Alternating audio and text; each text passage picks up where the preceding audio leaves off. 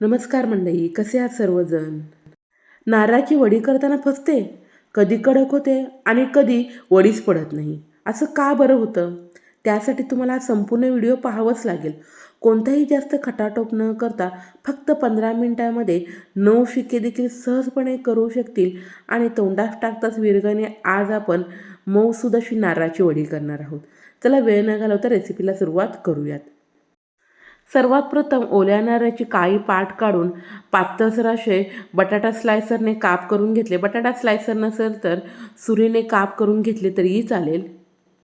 मिक्सरच्या मोठ्या जारमध्ये 2 कप ओल्या नारळाचे काप बटाटा स्लायसरने काप करून घेतल्यामुळे छान पातळसर असे होतात आणि मिक्सरमध्ये देखील लगेच वाटले जातात. काळी पाट काढून घेतल्यामुळे वडी छान पांढरी शुभ्र अशी होते. मेजरिंग कप नसेल तर घरातील कोणतीही एक वाटी निश्चित करून त्या वाटीने देखील साहित्याचं प्रमाण घेऊ शकता. तर अशा प्रकारे जो बटाट्याचा स्लायसर असतो ना, त्याने मी ओल्या नारळाचे काप करून घेतलेले आहेत. ओल्या नारळाची काळी पाट काढणे पूर्णपणे ऑप्शनल आहे. आता काप मिक्सरच्या जारमध्ये घालून झाल्यानंतर त्याच कपाने आपण 1 कप साखर घालून घेऊयात. 2 कप ओल्या नारळाच्या कापासाठी 1 कप साखर. मी घेतलेल्या प्रमाणानुसार एकदा तुम्ही नारळाची वडी केली ना तर परत परत कराल.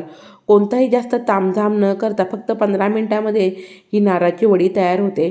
आता त्याच कपाने अर्धा कप दुधावरची साय म्हणजे दुधावरची मलाई. मलाई नसेल तर अर्धा कप फ्रेश क्रीम वापरली तरीही चालेल. तिन्ही जिन्नस मिक्सरला छान मी बारीक असे वाटून घेतलेले आहेत. अजिबात मिश्रणामध्ये ओल्या खोबऱ्याचे मोठे कण राहता कामा नये. वाटून घेतलेलं मिश्रण पॅनमध्ये घालून सुरुवातीला मध्यम आचेवरती छान आपण व्यवस्थित परतून घेऊयात. खोबऱ्याची काळी पाट काढल्यामुळे पहा किती पांढरे शुभ्र असे मिश्रण दिसत आहे ना. 9 शिक्के देखील सहजपणे करू शकतील इतक्या सोप्या पद्धतीने ही नारळाची वडी तयार होते. आणि मला खात्री आहे एकदा माझ्या पद्धतीने नारळाची वडी केली ना तर परत परत कराल. बाजारातून रक्षाबंधनाला महागडी मिठाई आणण्यापेक्षा अवघ्या 50 रुपयांमध्ये होणारी ही नारळाची वडी नक्की करून पहा. जसजसं मिश्रण आपण परतत जाऊ ना तसं ते पातळसर होतं, कारण आपण त्यामध्ये साखर घातलेली आहे. साखरेऐवजी तुम्ही ह्या वडीमध्ये गूळ देखील वापरू शकता. सतत परतत 10 मिनिटे छान मी मिश्रण हे परतून घेतलेलं आहे. मिश्रण सुरुवातीपेक्षा पहा किती घट्ट झालेलं आहे ना. मिश्रण हे खाली लागू नये म्हणून सतत परतणे आवश्यक आहे. आता वडीसाठी मिश्रण तयार झालं का नाही ते कसं पाहावं? थोडंसं मिश्रण ताटामध्ये घेऊन हलकंसं थंड झाल्यानंतर गोळा समजा झाला की समजायचं वडीसाठी मिश्रण तयार झालेलं आहे. परंतु या ठिकाणी पहा मिश्रणाचा गोळा तयार होत नाही, तो हाताला चिकटत आहे. तर अजून मिश्रण तयार झालेलं नाही. अजून तुम्हाला मी एक ट्रिक दाखवणार आहे. पोह्याचा चमचा मिश्रणाच्या मधोमध अशा प्रकारे ठेवला आणि तो व्यवस्थित उभा राहिला की समजायचं मिश्रण तयार झालेलं आहे. परंतु अजून आपल्या या ठिकाणी मिश्रण तयार झालेलं नाही. तुम्ही ह्या दोन्हीपैकी कोणत्याही ट्रिकनं मिश्रण तयार झालेलं आहे का नाही ते पाहू शकता.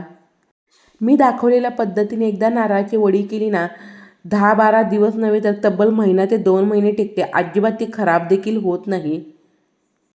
सुरुवातीपासून 15 मिनिटे झालेली आहेत. आता आपण थोडंसं मिश्रण एका प्लेटमध्ये घेऊन हलकंसं थंड करून घेऊयात. गरम असल्यामुळे मिश्रणाचा हवा तसा गोळा देखील होणार नाही आणि हात देखील खूप भाजेल. मिश्रण थंड झाल्यानंतर ह्या ठिकाणी पहा मिश्रणाचा छान गोळा होतो. आता गॅस बंद करून घेऊयात. म्हणजेच ह्या ठिकाणी आपले वडीसाठी मिश्रण तयार झालेले आहे.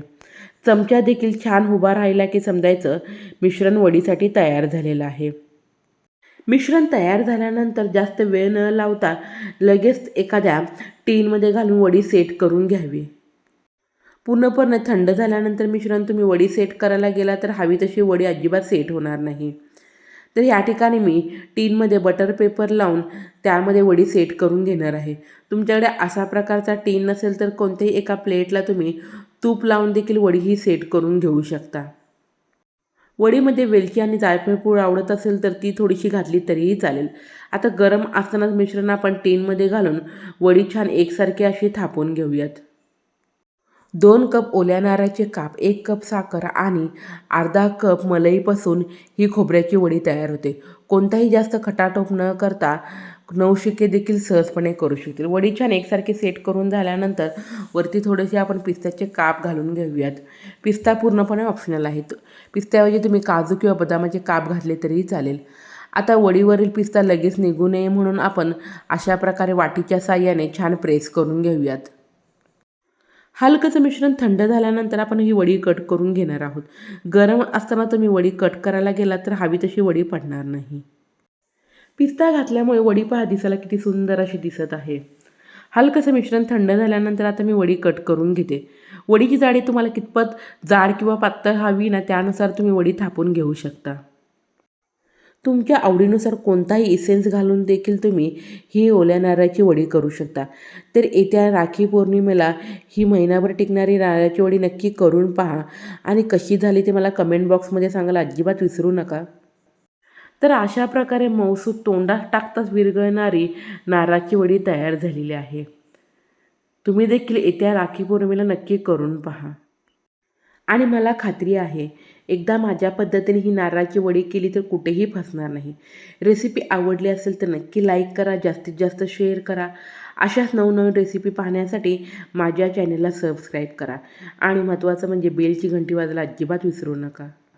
बेलची घंटी वाजवल्यामुळे जेव्हा मी आपल्या चॅनलवरती रेसिपी अपलोड करते त्या रेसिपीचं तुम्हाला नोटिफिकेशन मिळतं. चला तर भेटूया अशाच एका नवीन रेसिपीसोबत. तोपर्यंत बाय बाय.